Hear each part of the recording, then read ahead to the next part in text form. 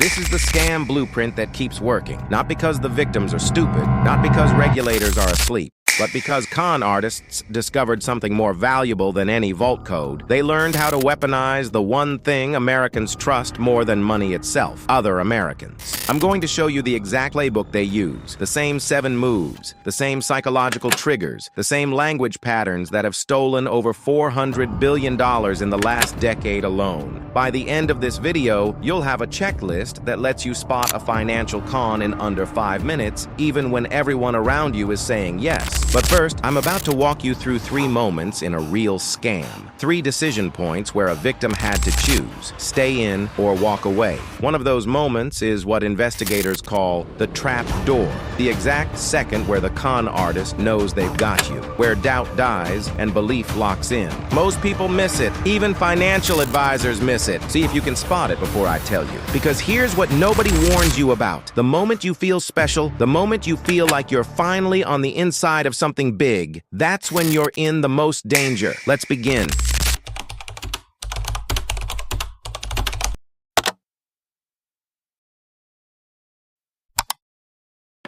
It's 2008. You get a call from your brother-in-law. He's not asking for money. He's offering you a way in.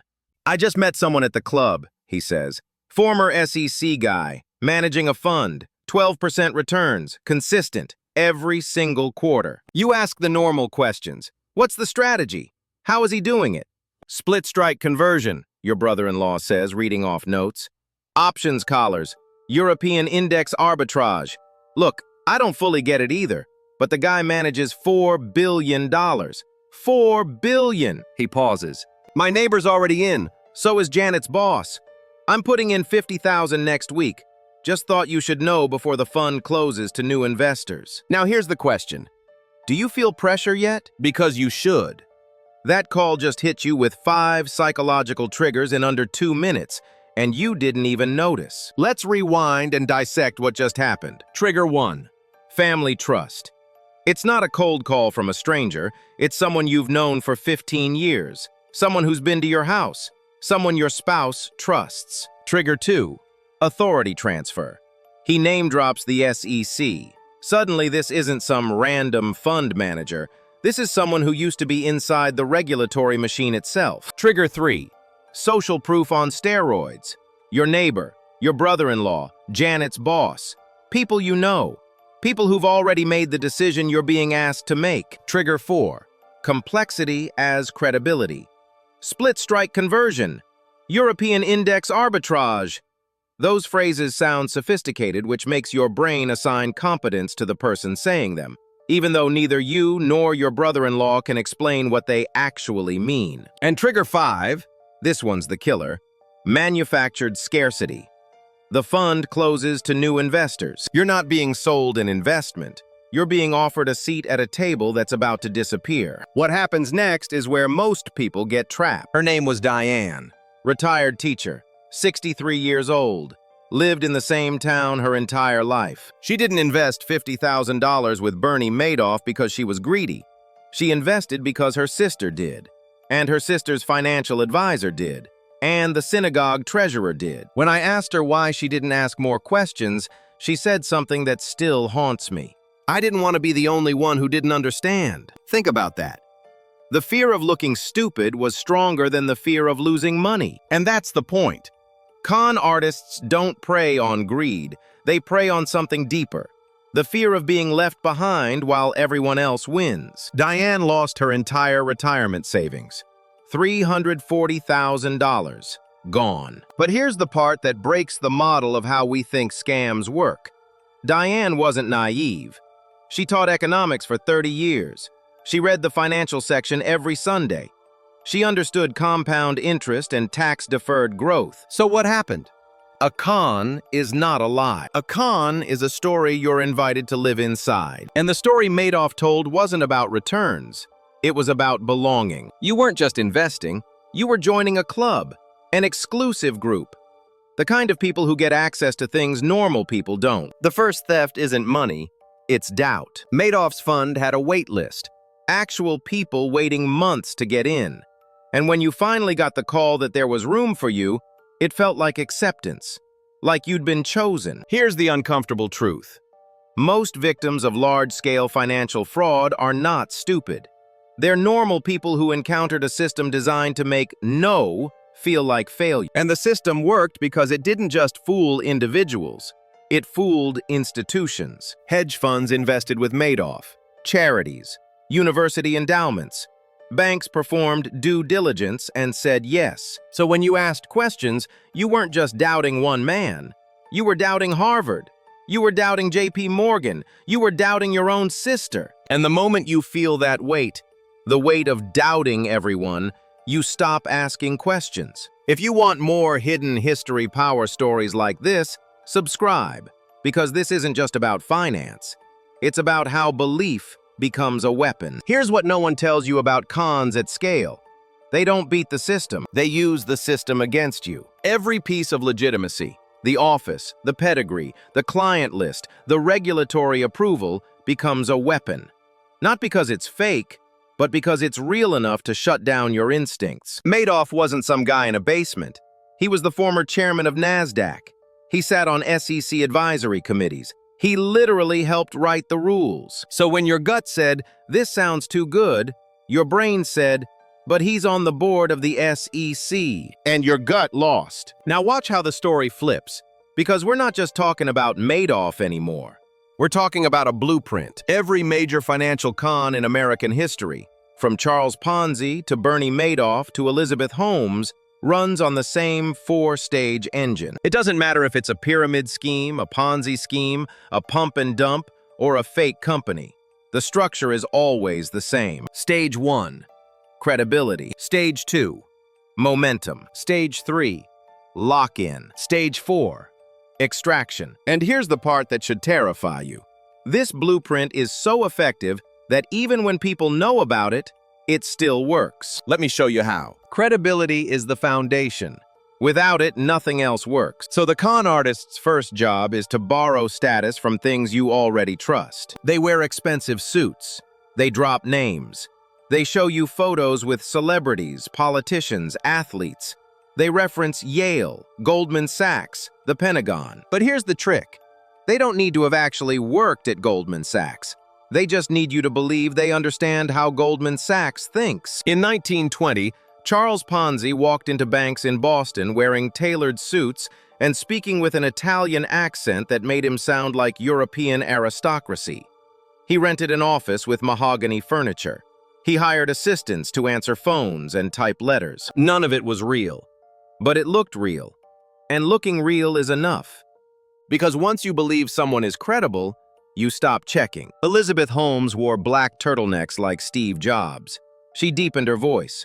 She filled her board with Henry Kissinger, George Shultz, James Mattis, names so big they functioned as shields. When investors asked technical questions, she'd pivot. Our advisory board includes 2 former secretaries of state. Do you think they'd be involved if this wasn't real? And the investor would stop asking. That's stage 1. Borrowed credibility becomes actual credibility because you don't want to be the person who questions Henry Kissinger. Would you have said yes here? Credibility gets you in the room. Momentum gets you to open your wallet. Momentum is proof that other people are winning, and it's almost always manufactured. In a Ponzi scheme, early investors get paid with money from new investors. But those early investors don't know that. All they know is they put in $10,000, and 6 months later, they got a check for $11,200. So what do? They tell their friends. They show the check. They talk about the returns. They invite people to investor meetings. And suddenly you're not hearing about this opportunity from the con artist. You're hearing about it from your neighbor who already made money. That's the genius of momentum. The victims become the salespeople. Madoff's strategy was even more elegant. He didn't allow withdrawals easily. If you wanted your money out, you had to give notice. Sometimes months of notice. Why would he do that? Why make it harder to access your own money? Because it created the illusion of control, of discipline, of a fund so successful it didn't need your money desperately. And when people did withdraw, they got their money. Every time. Exactly as promised. So what did they think? They thought, this is real. And most of them, they reinvested. They told others. They brought in friends, family, colleagues. The cleaner it looks, the more you should slow down. Now we get to the trap door.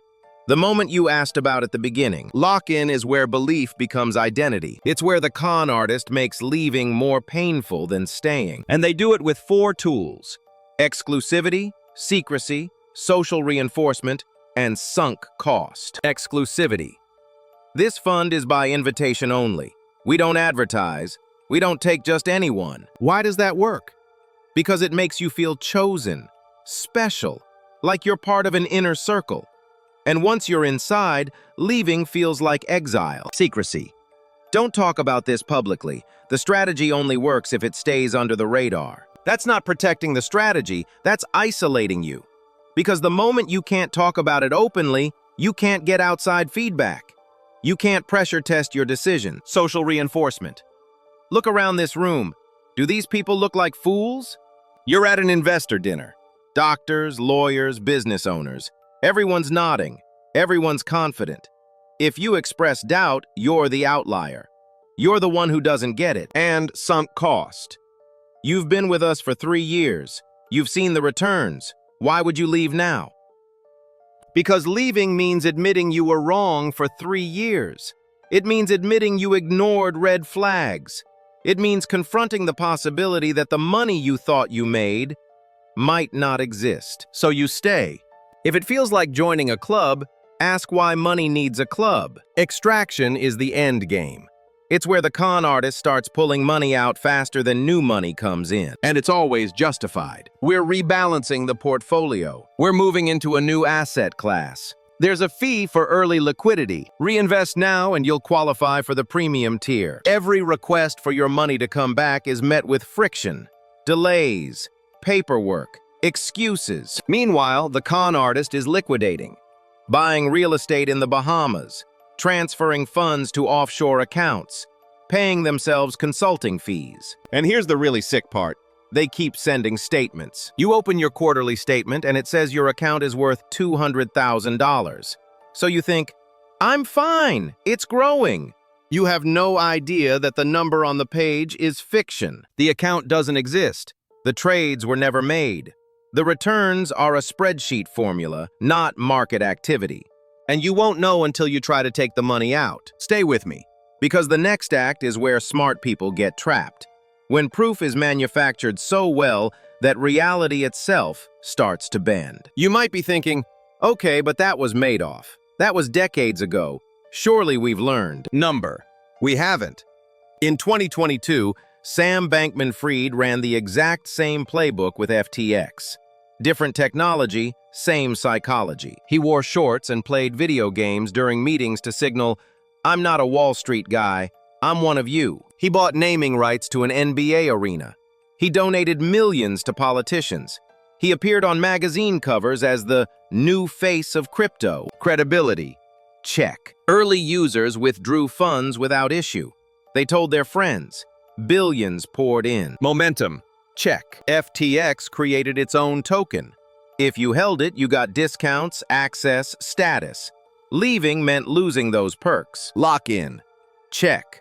And when the collapse came, $8 billion was just gone. Same blueprint, same stages, same devastation. The system doesn't fail once. It fails repeatedly by looking away. Here's the part that doesn't make the news. When someone steals your car, you call the police. When someone breaks into your house, you file a report. But when someone steals your retirement savings in a con, most people stay silent. Why? Because admitting you were conned feels like admitting you were stupid. And in America, being seen as financially stupid is scarier than being seen as a victim. After Madoff's arrest, investigators estimated that fewer than 40% of victims filed complaints with the SEC or law enforcement. 40%. That means the majority, teachers, retirees, small business owners, lost everything and told no one. They stopped trusting banks. They stopped trusting advisors. Some stopped trusting their own families because the person who brought them into the scam was often someone they loved. One woman I spoke to said her husband invested their mortgage savings with Madoff and didn't tell her until after the collapse. They lost the house, and then they lost the marriage. That's what a big con does.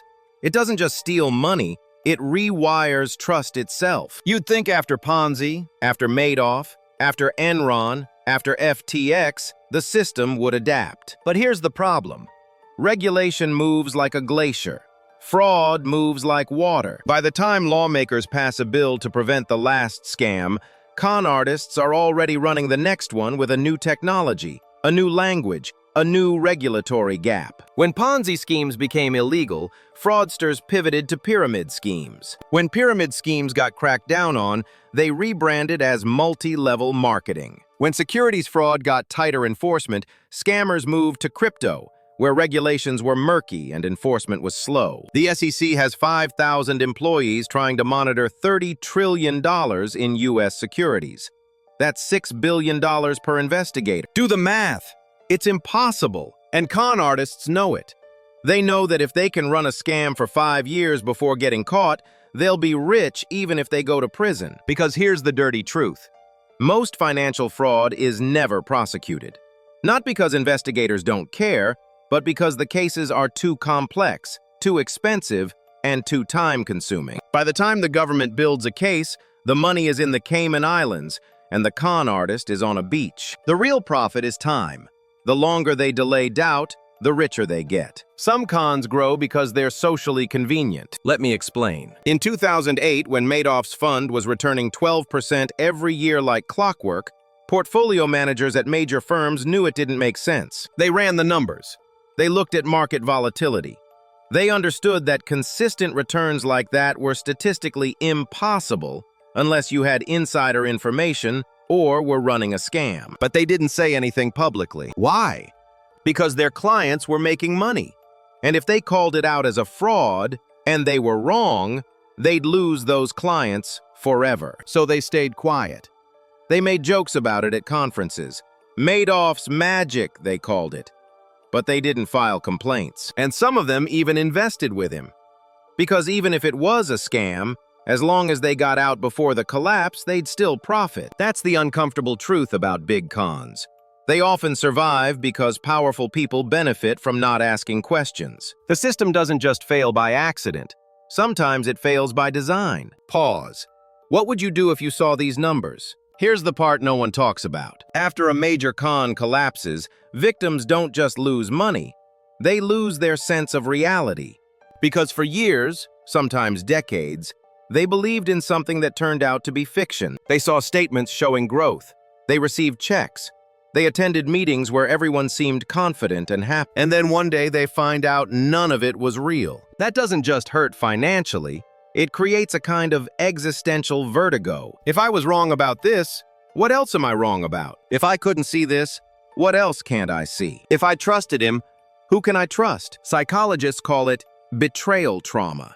It's not just about the money, it's about the shattering of your ability to trust your own judgment. And the shame is so intense that many victims spiral into depression, isolation, even suicide. In the 2 years after Madoff's arrest, at least 4 of his investors took their own lives. Not because they were broke, though some were, but because they couldn't reconcile the person they thought they were with the person who got conned. A big scam doesn't just steal money, it rewires reality, and then it unravels, usually from something tiny. Every con ends the same way. Reality demands a receipt. It's never the big, obvious thing. It's always something small. For Ponzi, it was a journalist asking too many questions. For Madoff, it was the 2008 financial crisis. Investors needed liquidity.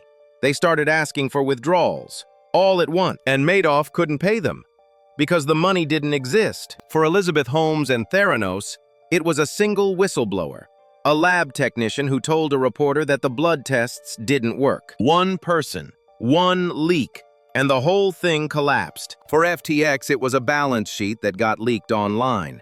Users saw that the company had used customer deposits to make risky bets. They rushed to withdraw. The system couldn't handle it. What's fascinating is that in all of these cases, there were warning signs for years. Investigators had suspicions. Journalists had asked questions. Competitors had raised doubts. But nothing happened until the moment the con artist couldn't deliver on the core promise anymore. The moment people ask for their money back, the story collapses. When a con starts to crack, the unraveling is fast, brutal, almost violent in its speed. Because once doubt enters the system, it spreads like a virus. One person asks for their money, then 10, then 100, then everyone. And the con artist, who spent years building credibility, loses it all in days. Madoff tried to stall. He told investors there were processing delays. He blamed market volatility. He asked people to be patient. But patience evaporates when fear takes over. Within 72 hours of the first major withdrawal request, Madoff's fund went from exclusive investment opportunity to international criminal investigation. $15 billion. Gone. And here's the strangest part. Even as the FBI arrested him, even as the evidence piled up, some investors refused to believe it. They thought it was a misunderstanding, a technicality. They thought Madoff would fix it. Watch how the language changes when the exits are tested. Investigators don't start with the fraud. They start with the patterns. Because con artists always leave trails. Not because they're sloppy, but because running a con at scale requires infrastructure. Bank accounts, wire transfers, fake statements, emails, phone records.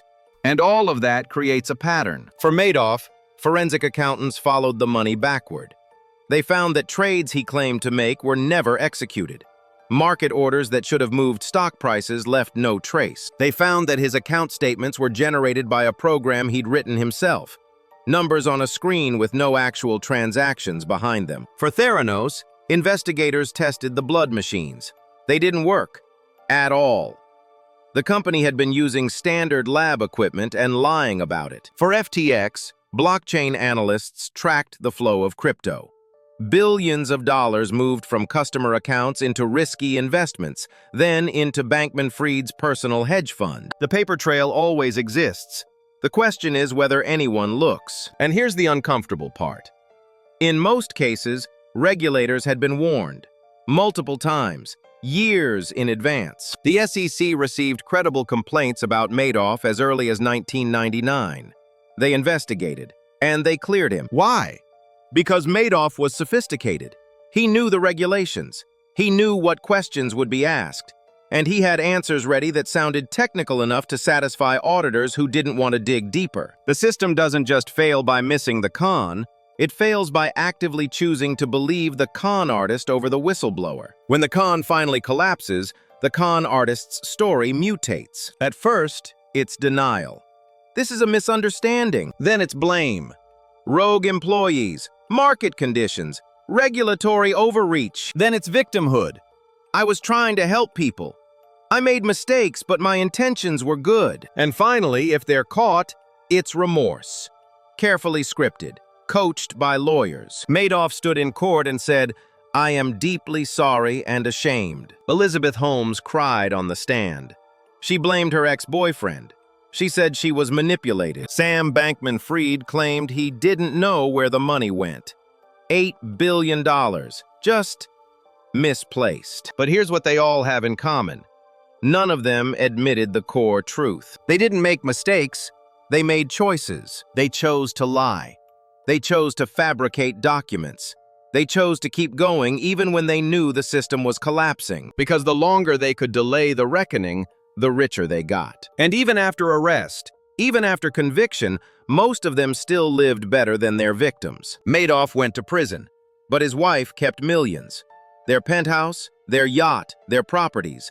Many were protected through legal structures designed to shield assets. The victims? Most got pennies on the dollar. If they got anything at all. Every con ends the same way. Reality demands a receipt. But justice rarely comes in full. If you've ever wondered why people protect the person who hurt them, don't leave. This is the key. Here's the part that sounds insane but is absolutely true. After a con collapses, some victims defend the con artist. Not all of them, but enough that it's a documented psychological phenomenon. They'll say things like, "He was trying to make it work. The market turned against him. He's not a bad person. He just got overwhelmed." Why? Because admitting the con was intentional means admitting they were targeted. manipulated, deceived for years. And that's psychologically unbearable. So the brain creates a softer story. A story where the con artist isn't evil, just flawed. Where the victims weren't foolish, just unlucky. It's a survival mechanism. A way to protect the ego from total collapse. But it's also dangerous, because it prevents learning. If you can't admit you were conned, you can't study how it happened. Which means you can't protect yourself from the next one. And here's the terrifying truth. There will be a next one. The blueprint doesn't die, it just evolves. So here's your checklist. The 7 red flags that show up in every major financial con. You don't need to be a financial expert to use this. You just need to slow down and pay attention. Red flag 1. Guaranteed returns with no risk. If someone promises consistent returns, especially during market downturns, they're either lying or breaking the law. There is no legal investment strategy that delivers guaranteed returns. None. Even treasury bonds have interest rate risk. Even insured bank accounts have inflation risk. So when someone says, no risk, what they mean is, I'm not telling you where the risk is. Red flag 2. Pressure to act immediately. This closes tonight. We only have 3 spots left. If you don't invest now, you'll miss it. Real investments don't expire. Real opportunities don't disappear because you took a weekend to think about it. Urgency is a weapon. It's designed to shut down your analytical brain and activate your fear of missing out. If someone is rushing you, they're hiding something. Red flag 3. Secrecy. Don't tell anyone about this. This strategy only works if it stays exclusive. Sign this NDA before we discuss details. Legitimate investments are transparent. They're registered. They're documented.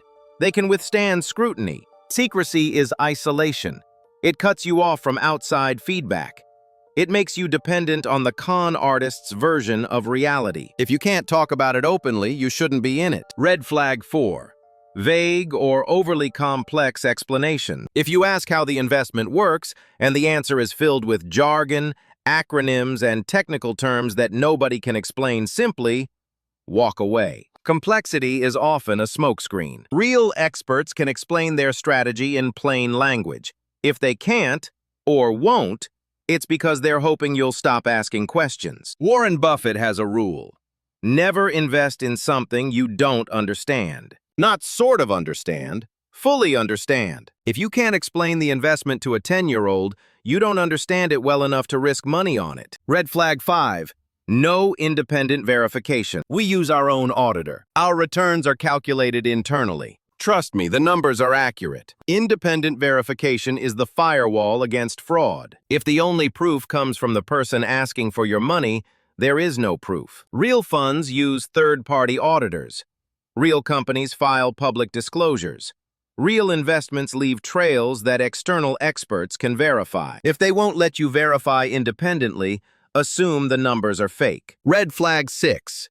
Difficulty withdrawing funds. There's a lockup period. You'll pay a penalty for early withdrawal. We're processing your request, but it'll take a few months. Friction on the exit is the biggest red flag of all. Because if your money is real, and the returns are real, and the investment is legitimate, why can't you access it? The answer, because it's not there. Legitimate investments have clear contractual terms for withdrawal. Delays are rare and documented. If getting your money back feels like pulling teeth, it's because the con artist is stalling while they figure out how to pay you with someone else's money. Red flag 7.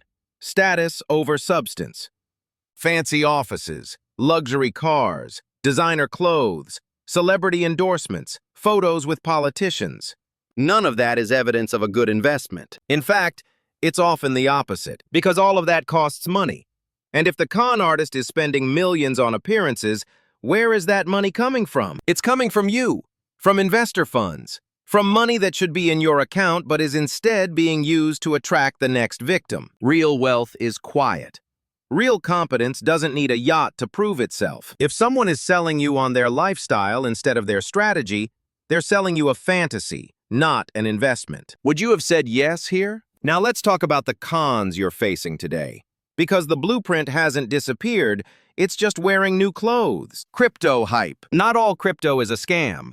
But the space is filled with cons because it's new, unregulated, and most people don't understand it. You'll see the same patterns: guaranteed returns, influencer endorsements, urgency, complex jargon, and promises of getting in early. If someone is pitching you a crypto investment and hitting all 7 red flags, it's a scam. Even if it has a slick website and a white paper. Fake AI trading bots. Our AI analyzes the market and delivers consistent returns. No, it doesn't. If someone had an AI that could reliably beat the market, they wouldn't need your money. They'd be billionaires already. These are just Ponzi schemes with tech branding. Deepfake authority. This one's terrifying because the technology is here. Con artists can now create video or audio of trusted figures, CEOs, financial experts, even your own family members endorsing investments. And it looks real, sounds real, moves like a real person. So before you act on a video recommendation, verify it through another channel.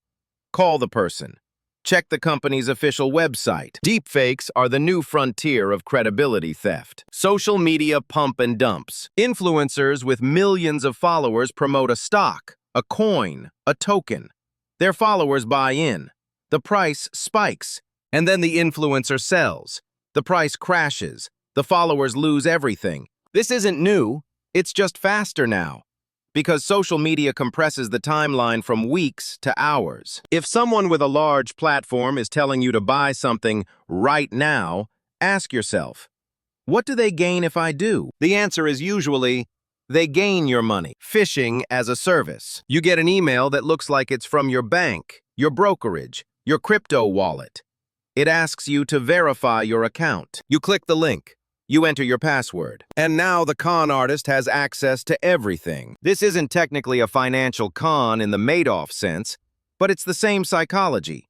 Manufactured urgency, borrowed credibility, and trust exploitation. Never click links in unsolicited emails. Always go directly to the website by typing the URL yourself. The best defense isn't genius. It's slowing down. Here's the thing about cons. They're not going away. As long as there's money, there will be people trying to steal it. As long as there's trust, there will be people trying to exploit it. But you're not helpless, because now you know the blueprint. You know the stages. You know the red flags. And the single most powerful defense you have is this: the willingness to say no even when everyone else is saying yes, even when it feels awkward, even when it makes you look like the person who doesn't get it. Because here's the truth. The people who get it are often the people who lose everything. The people who ask questions, who slow down, who walk away from things that don't make sense, those are the people who keep their money. You don't need to be smarter than the con artist. You just need to be more stubborn than their timeline. Because every con has a clock. And the moment you delay, by asking questions, by verifying independently, by getting a second opinion, you disrupt that clock. And disruption is protection. So here's what I want you to take away from this. Financial cons are not random. They're engineered. They follow the same playbook because the playbook works. But now you've seen behind the curtain. You've seen the 4 stages. You've seen the 7 red flags. And the next time someone offers you an opportunity that sounds too good to be true, you'll know what to look for. Not because you're paranoid, but because you're informed. The challenge I gave you at the beginning, the 3 moments in a scam, the one where the trap door closes, here's the answer. It's not when you invest. It's not when you see the returns. It's when you stop asking questions. That's the trap door. The moment doubt dies. The moment you decide that everyone else can't be wrong, so you must be overthinking it. That's when they've got you. And the only way out is to never stop asking questions. Ever. If this video helped you see the pattern, if it gave you a framework you can actually use, subscribe. Because next week, I'm breaking down the one financial product that sounds completely safe, that your parents probably told you to buy, and that's quietly destroying more wealth than any con artist ever could. It's not what you think. And once you see it, you'll never look at your own finances the same way again. Thanks for watching. Stay sharp, stay skeptical, and remember, the best defense isn't genius. It's slowing down.